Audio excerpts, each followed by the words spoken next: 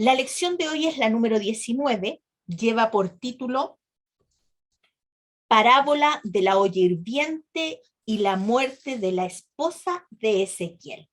Se llama Parábola de la olla hirviente y la muerte de la esposa de Ezequiel. El capítulo 24 se divide en dos partes. Por una parte vamos a ver la parábola y por la otra parte vamos a ver la muerte de la esposa de Ezequiel y vamos a entender por qué está puesto aquí en este capítulo y qué importancia tiene. El capítulo 24 de Ezequiel tiene 27 versículos y vamos a leer del 1 al 5 primeramente. Alejandro. Amén. Dice así: vino mi palabra de Yahweh en el año 9, en el mes 10, a los 10 días del mes, diciendo: hijo de hombre, escribe la fecha de este día. El rey de Babilonia puso sitio a Jerusalén este mismo día. Y habla por parábola a la casa rebelde, y diles: así ha dicho Yahweh el Señor: pon una olla, ponla, y echa también en ella agua. Junta sus piezas de carne en ella, todas buenas piezas, pierna y espalda, llénala de huesos escogidos. 5. Toma una oveja escogida y también enciende los huesos debajo de ella. Haz que hierva bien, cuece también sus huesos dentro de ella. Vamos a entender de qué se trata esta parábola. Recuerden que el Señor le pide a Ezequiel en muchos pasajes que hemos leído desde el 1 hasta ahora, hasta el 24, que haga representación, que actúe algunas enseñanzas que Yahweh quiere dar a su pueblo, quiere darles a entender de una manera más gráfica lo que está sucediendo. Esta fue la primera vez que el profeta le puso fecha a su mensaje. Si ustedes se dan cuenta, en el versículo 1 y 2, claramente lo indica así. Tati, ¿lo puedes leer, por favor? En el versículo 2. 1 y 2. 1 y 2. En esta versión dice: el 15 de enero, durante el 9º año de cautividad del rey Joaquín, recibí este mensaje del Señor. Hijo de hombre, anota la fecha de hoy, porque en este preciso día el rey de Babilonia comenzará el ataque contra Jerusalén. Disculpen.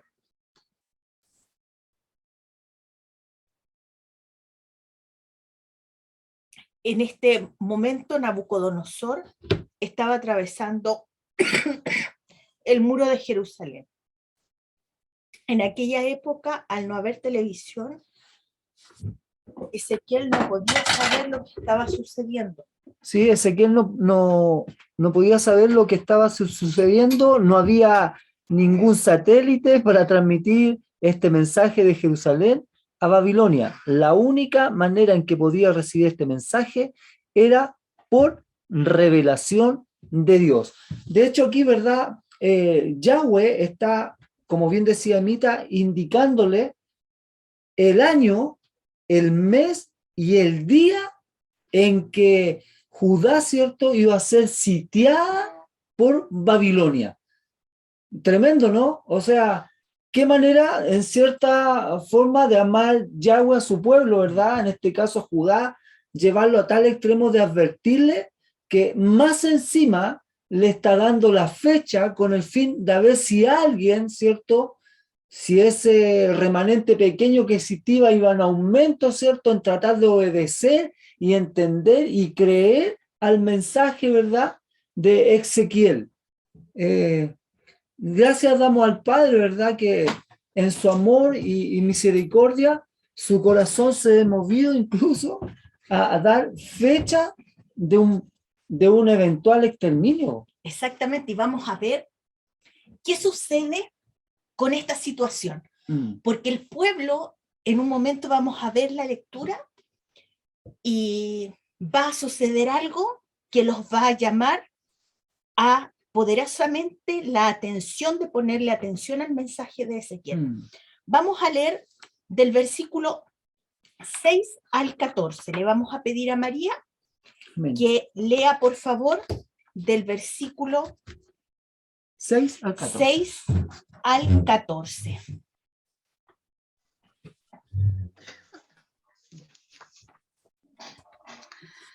Buenas noches. Buenas Buenas noches. Amén. Capítulo 6. Pues así ha dicho Jehová el Señor. Ay de la ciudad de sangres, de la olla herrumbrosa, cuya herrumbre no ha sido quitada por sus piezas sácalas, sin echar suerte sobre ella, porque su sangre está en medio de ella, y sobre una piedra lisada la ha derramado. No la derramó sobre la tierra, para que fuese cubierta con polvo. Habiendo pues hecho subir la ira para hacer venganza, yo pondré su sangre sobre la dura piedra para que no sea cubierta. Por tanto, así ha dicho Jehová el Señor, ay de la ciudad de sangres, pues también haré yo gran hoguera, multiplicando la leña y encendiendo el fuego para consumir la carne y hacer la salsa, y los huesos serán quemados. ¿Hasta cuánto? Hasta el 14. Hasta el 14. Asentando pues la olla vacía sobre su brasa, para que se caldee y se queme su fondo, y se funda en ella su suciedad, y se consuma su herrumbre. En vano se cansó y no salió de ella su mucha herrumbre. Solo en fuego será su herrumbre consumida. En su inmunda lujuria padecerás, porque te limpié y tú no te limpiaste de tu inmundicia. Nunca más te limpiarás hasta que yo sacie mi ira sobre ti. Yo Jehová he hablado, vendrá y yo lo haré.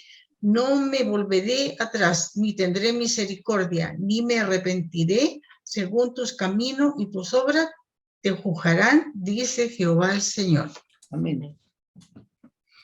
Aquí vemos que nuevamente Jerusalén fue llamada ciudad sanguinaria. ¿Se recuerdan cuando leímos el capítulo 22?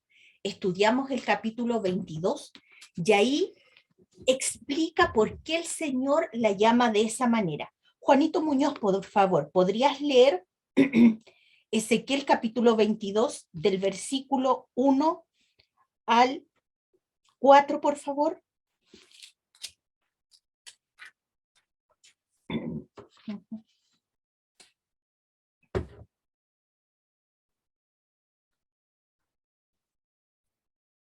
De inmediato, buenas noches. Buenas noches, Juanito.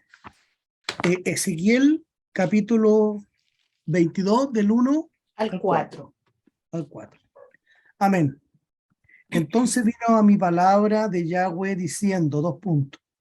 Tú, oh hijo de hombre, juzga a la ciudad derramadora de sangre y dale a conocer toda su abominación.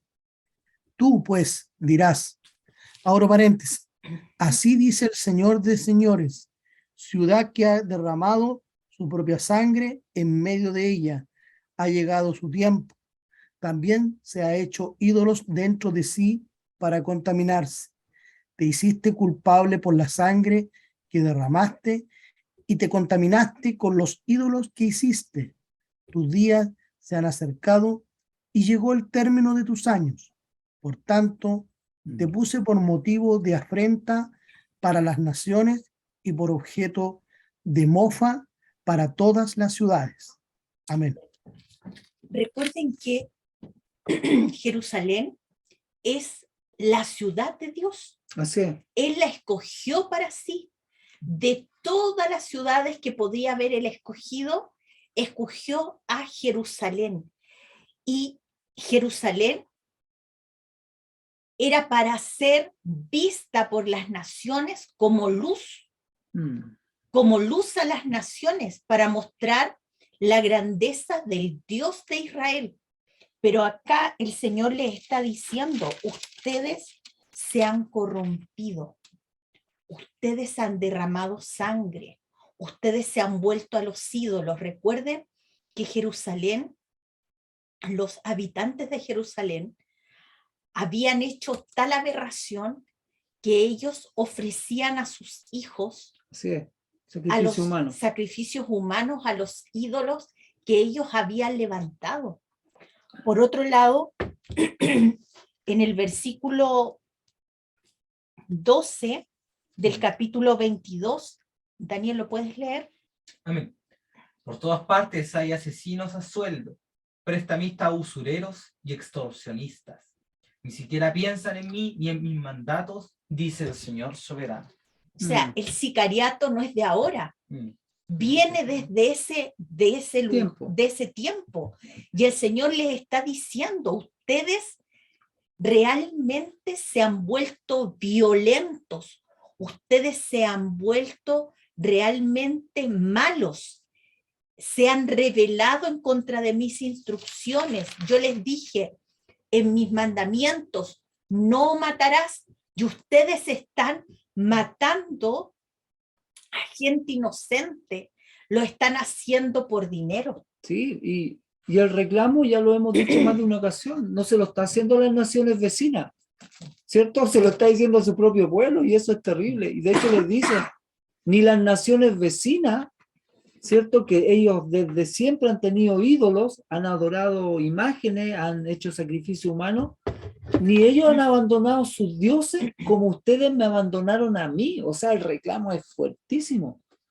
Por eso cuando en estos versículos que lee María, y habla y dice, es una olla y en ella hay herrumbe, ¿qué quiere decir esto? Hay inmundicia, hay pecado, de ustedes sale un olor nauseabundo, están realmente podridos en su maldad, en su violencia, en su idolatría. Y está hablando de la olla como la ciudad de Jerusalén, y lo que hay dentro de la olla son los habitantes que van a ser consumidos en su maldad. Así es. La olla era la ciudad de Jerusalén. Los ciudadanos se encontraban en la olla. Su pecado era la inmundicia, la herrumbre, la suciedad que estaba en la olla. Ya el Señor estaba hastiado del pecado, de la iniquidad, de la idolatría, de todo lo que estaba sucediendo, porque Israel, su pueblo, Jerusalén, Judá, habían cerrado sus oídos al mensaje del Señor. Estuvo más de 30 años Jeremías dándoles el mensaje. Luego Ezequiel comenzó nuevamente, usado por el Señor, a dar el mensaje para que ellos se volvieran a Él, se arrepintieran. Pero la gente cada vez más necia, más terca. El Señor les dice, ustedes tienen ojos y no ven, tienen oídos y no oyen. Ustedes se han vuelto totalmente duros de cerviz. No quieren volverse a mi fuente. Y Él les dice, yo soy la fuente de agua de vida eterna, pero ustedes han cavado sus propias cisternas. Ustedes han hecho según bien les parece. Han buscado agua en otra fuente. Exactamente. Eso le dice Yahweh. No han querido beber de esta agua que es para vida eterna. Recuerden que está hablando ahí de Yahshua. Y de esta manera entendemos de qué se trata la parábola de la olla hirviente. Así es. Y pasamos al segundo tema de este capítulo, que es la muerte de la esposa de Ezequiel. Vamos a ver por qué está puesta esta situación en este capítulo, siguiendo la ilustración de la olla hirviente.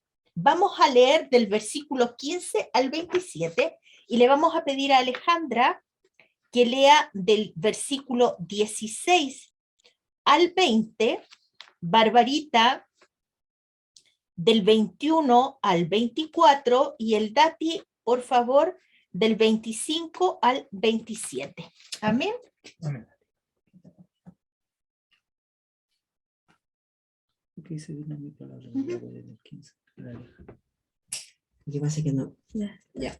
Dice así: Hijo de hombre, he aquí que yo te quito de golpe el deleite de tus ojos.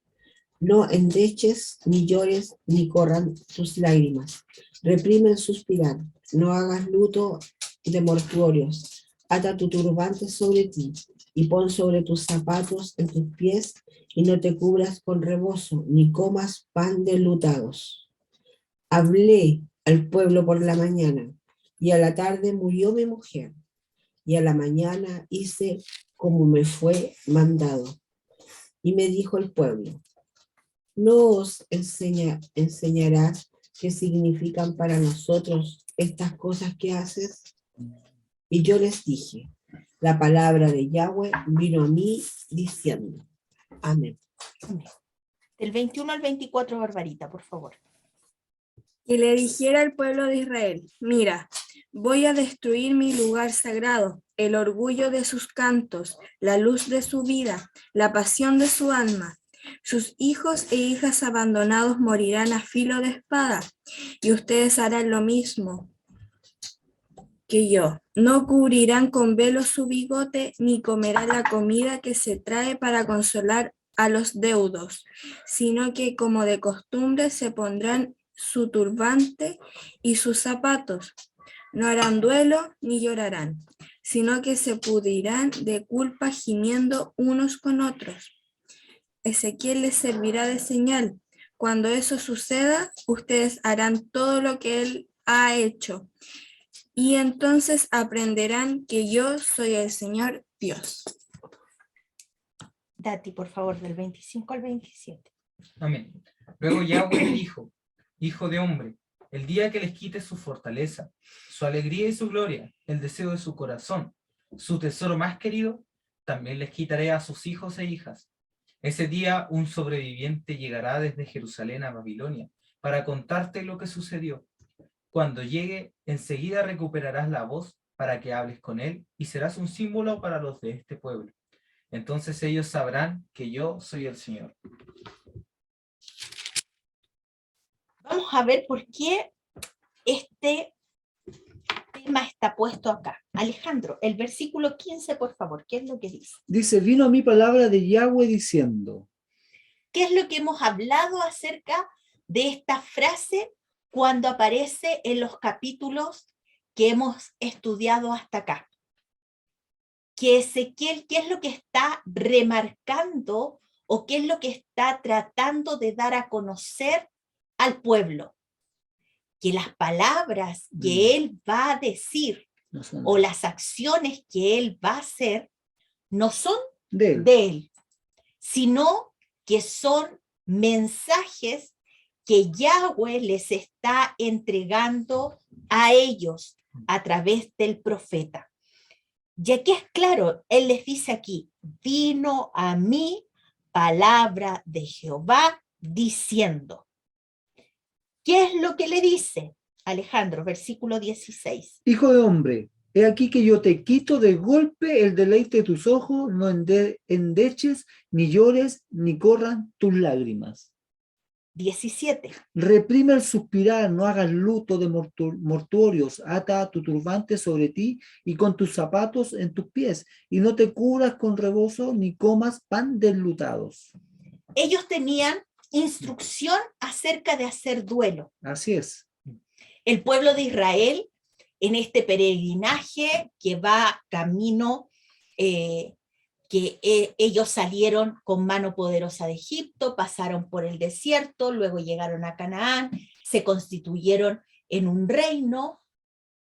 Dios les empezó a dar instrucciones. Y ellos, aquí cuando estábamos hablando de Ezequiel, ellos estaban bajo el gobierno de Sedequías, que fue el último hijo de David que reinó, de Salomón, que reinó sobre Israel. Entonces, ¿qué es lo que sucede aquí? Que el Señor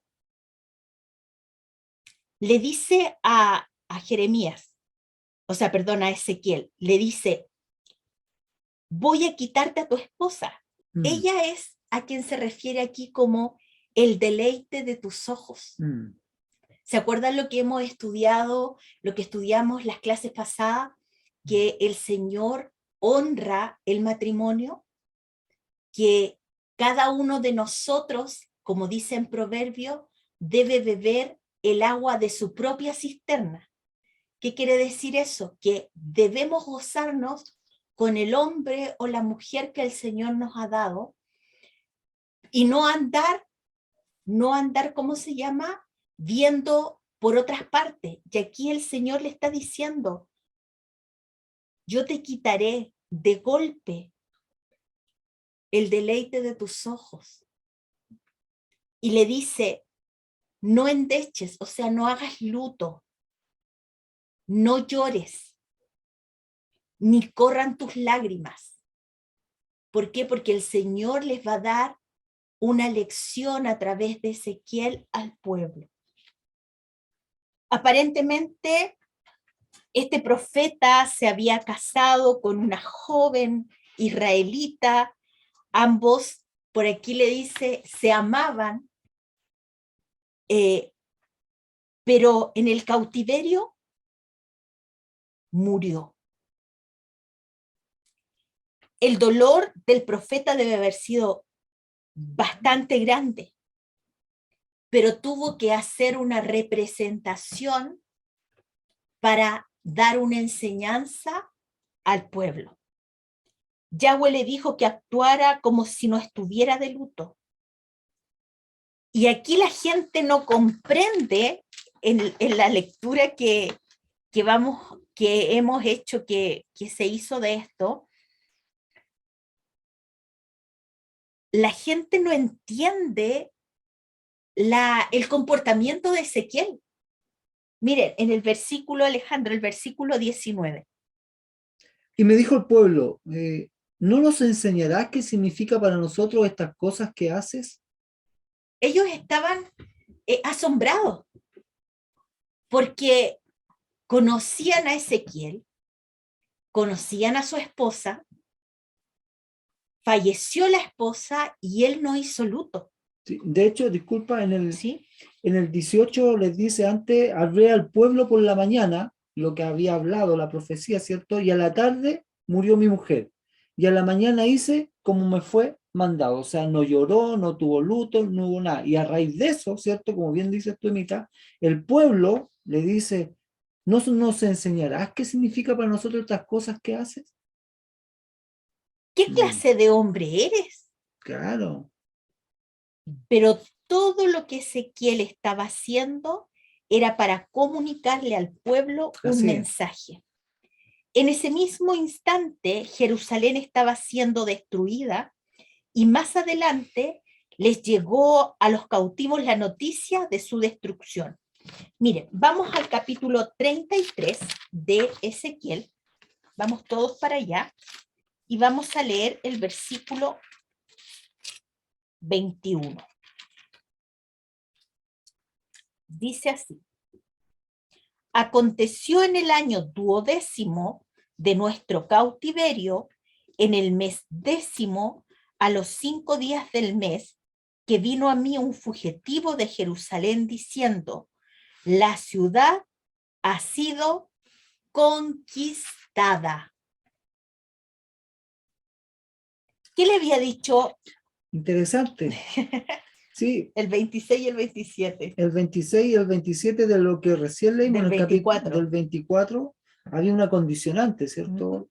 Ahí está, 26. Dice así. Y tu hijo del 25, para que quede más claro. Y tu hijo de hombre, el día que yo arrebate a ellos su fortaleza, el gozo de su gloria, el deleite de sus ojos y el anhelo de sus almas, y también sus hijos y sus hijas, ese día vendrá a ti uno que haya escapado para traer las noticias. En aquel día se abrirá tu boca para hablar con el fugitivo y hablarás y no estarás más mudo y les será por señal y sabrán que yo soy Yahweh. Así es. Y ahí en el capítulo 33, en el versículo 21, y si usted sigue leyendo, se cumple lo que el Señor había dicho por boca de Ezequiel. ¿Cumple el Señor lo que promete? Así Sí. es, se cumple su palabra, así es. y toda su palabra, incluyendo, hermano, y alégrese, las promesas que hay para nuestras vidas. Aquí hay otro ejemplo. Él dijo el día, la hora, y más encima le dice, y a ti vendrá uno que haya escapado para traer las noticias.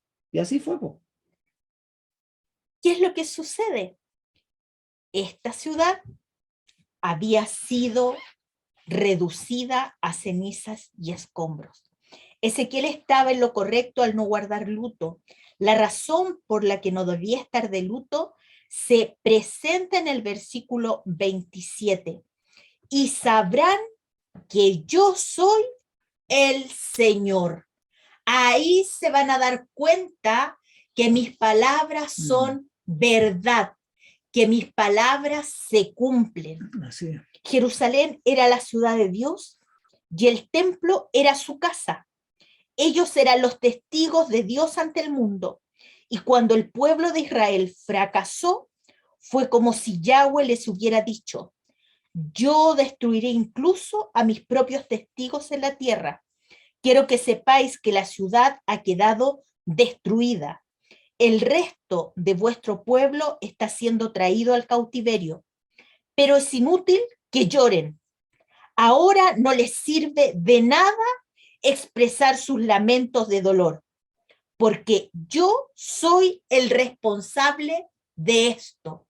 Les dije lo que iba a pasar y ustedes no pusieron atención, no inclinaron su oído ni tampoco su corazón al arrepentimiento.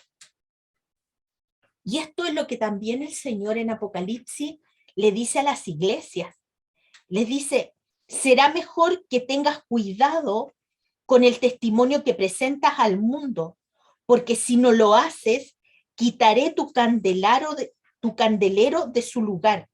El candelero de la iglesia ha sido removido. ¿Por qué? Porque estas 7 iglesias que habla el Apocalipsis, ninguna de ellas hoy día existe en esos lugares. ¿Y por qué se puede remover un candelero? ¿Qué es lo que hace el candelero? ¿Qué es lo que nos ofrece el candelero? Luz. Así es. Y si el Señor lo remueve, es porque ese candelero no está dando luz. Por eso el Señor nos pide a nosotros: retén lo que tienes, guárdate, alumbra. No puede ser que una luz se ponga debajo de la mesa o se esconda en un cajón. La luz debe ser puesta en un lugar alto para que pueda alumbrar, para que pueda disipar la oscuridad. ¿Qué significa eso? Las personas que nos rodean en el trabajo, en el colegio, compañeros, amigos, familiares, tienen que saber que nosotros amamos a Yahweh, a Yahshua, a Jesús, y que somos, como dice la Escritura, su representante aquí en la tierra. ¿Qué más que dice? Que somos sus ministros de reconciliación. ¿Qué más dice de nosotros? Que somos real sacerdocio, nación santa. ¿Qué más dice? Que somos embajadores del reino. No podemos estar como el 007. Y tampoco estar dando un mensaje distinto Claro. al que Él nos dice que debemos entregar por las Escrituras. O sea, si el Señor dice en su Escritura que nosotros debemos tener paz, paciencia, amor, bondad, benignidad, fe, templanza, mansedumbre, no estar dando la hora en el colegio con ataques de ira. Claro. No podría ser que el profesor le llama la atención y empieza a botar las mesas, las sillas y empieza con gritería. No podría ser. O que en el trabajo no hacemos lo correcto, empezamos a dar la vuelta y bueno, que casi que las cosas se hagan solas. No, nosotros debemos ser luz donde quiera que estemos, donde quiera que vayamos. Y a eso se refiere que Jerusalén dejó de ser luz. Dejó de ser luz a las naciones. Dejó de honrar al Señor con sus hechos, con sus palabras y con sus acciones. Y si lo bajamos a nosotros hoy día, para nosotros es un mensaje de advertencia, de que realmente honremos al Señor con todo lo que hacemos, con todo lo que decimos y con todo lo que nosotros tenemos.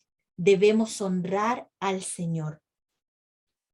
¿Y qué sucede más adelante? Dice, vino a mí palabra de Yahweh diciendo.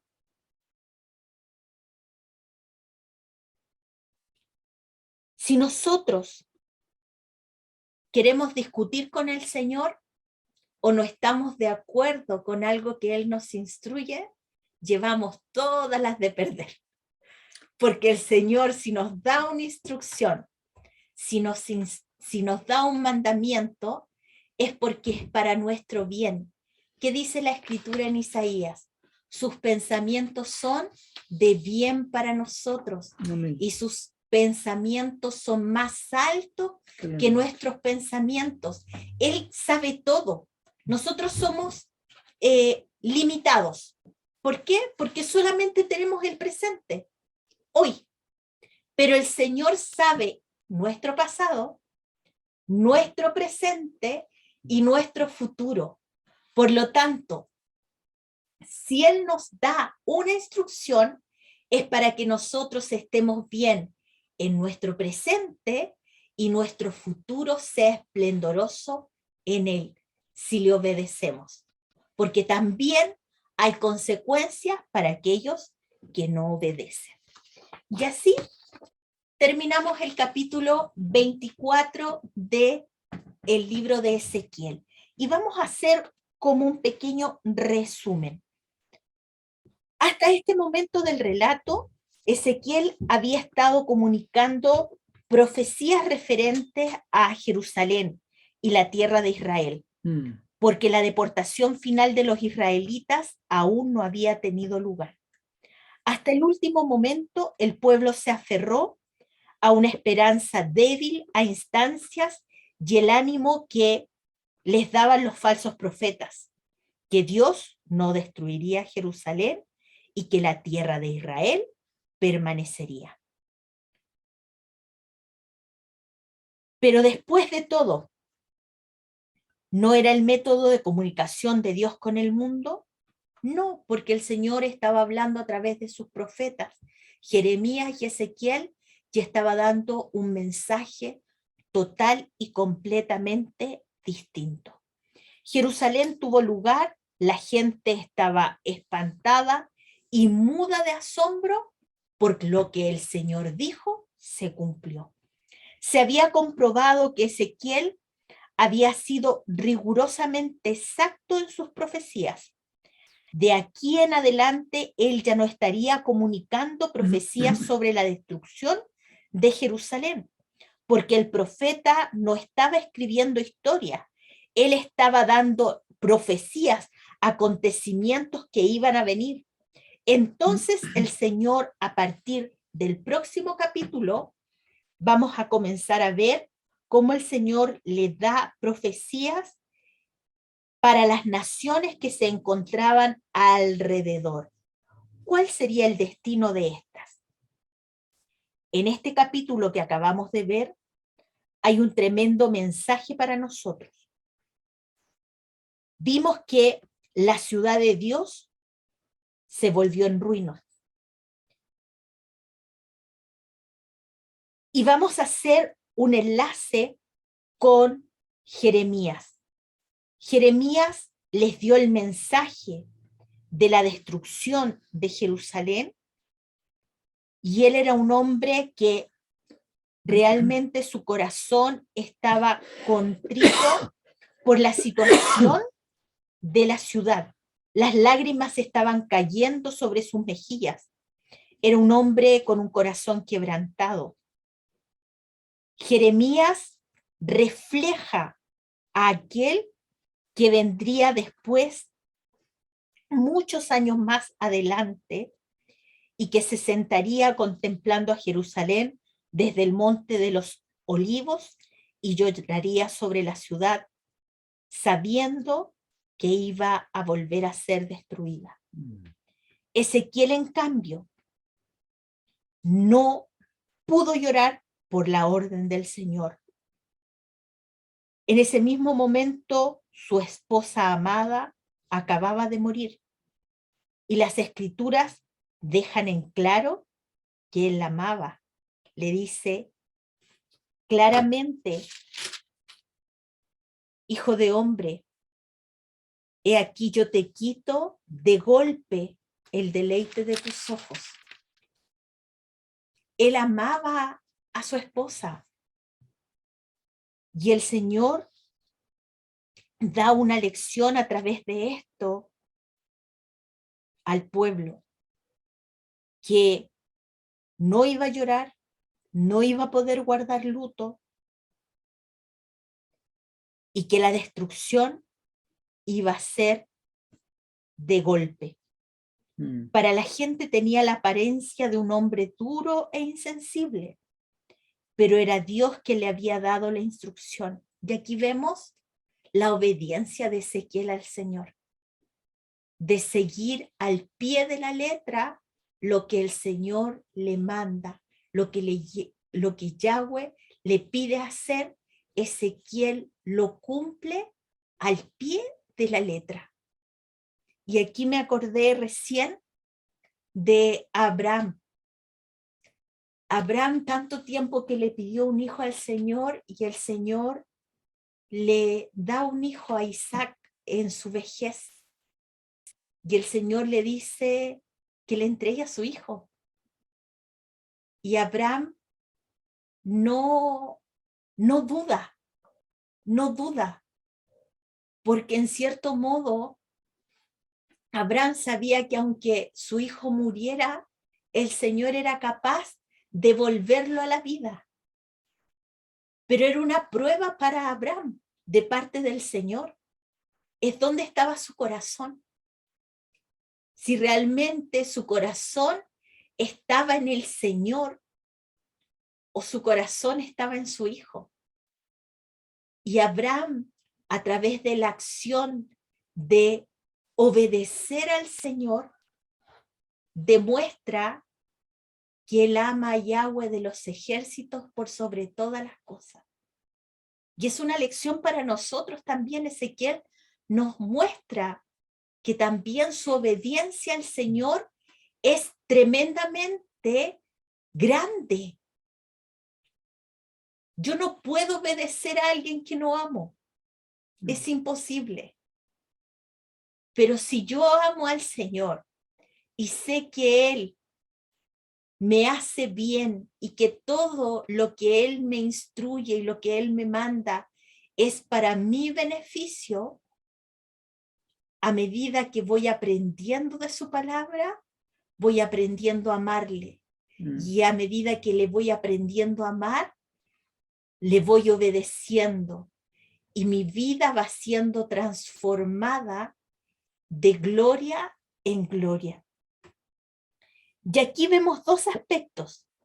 Por una parte, a Jeremías quebrantado, y por otra parte, Ezequiel de una manera más parca o más dura en relación a la situación. Pero es porque el Señor quería darles un mensaje al pueblo, que Él es un Dios de amor, pero también es un Dios de juicio, que juzga severamente. Dice la Escritura que debemos tener cuidado de caer en las manos de un Dios vivo. Jesucristo es misericordioso y Él no quiere que nadie perezca. Murió en la cruz por nosotros, pero vamos a ver lo que Él dice en Lucas capítulo 1 del 13 al 15. Si lo puedes buscar, María, por favor. Lucas 1 del 13 al 15, Y Alejandra, Lucas 11, versículo 44.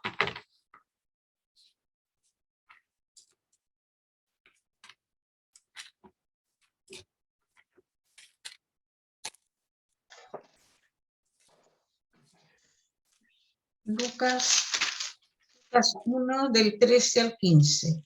Sí, amén. Pero el ángel le dijo, Zacarías, no temas, porque tu oración ha sido oída, y tu mujer Elizabeth te dará a luz un hijo y llamarás su nombre Juan.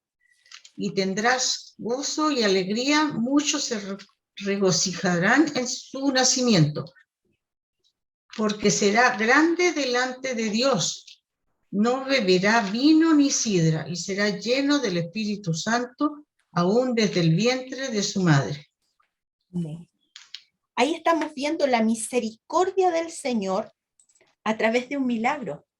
Zacarías no podía tener, o sea, Elizabeth no podía tener hijos, y el Señor les provee de un hijo, y de un hijo que va a ser tremendo en el ministerio de nuestro Señor Jesucristo, de Yahshua. Veamos qué es lo que dice Lucas 11, 44.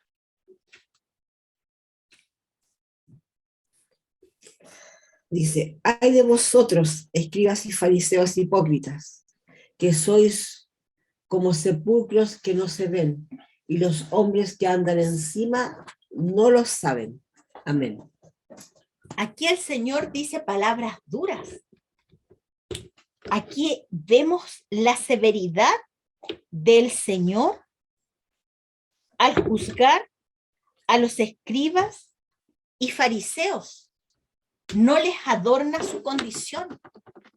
El Señor les juzga con severidad porque Él conocía lo que había en sus corazones. Y asimismo, el Señor conoce nuestros corazones. Por una parte, Él extiende su amor y su misericordia hacia nuestras vidas para que nos arrepintamos y podamos realmente alinear nuestra vida a su palabra, pero por otra parte también el Señor nos dice que aquellos que le han conocido y le dan vuelta a la espalda, se burlan de Él, toman en vano su nombre, no quieren obedecer lo que Él instruye, van a recibir un castigo. Y ese castigo va a ser realmente un castigo justo, pero severo.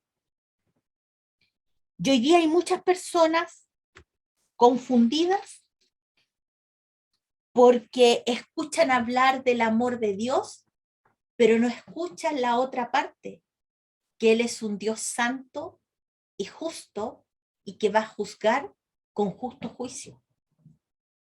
Entonces se quedan en ese amor, solamente en ese mensaje de amor, y creen que como fueron salvos, ellos pueden hacer cualquier cosa porque ya son salvos. Y no es así, porque el Señor quiere de nosotros una vida que cada uno de nosotros sea agradable delante de su presencia. Y con esto estamos terminando.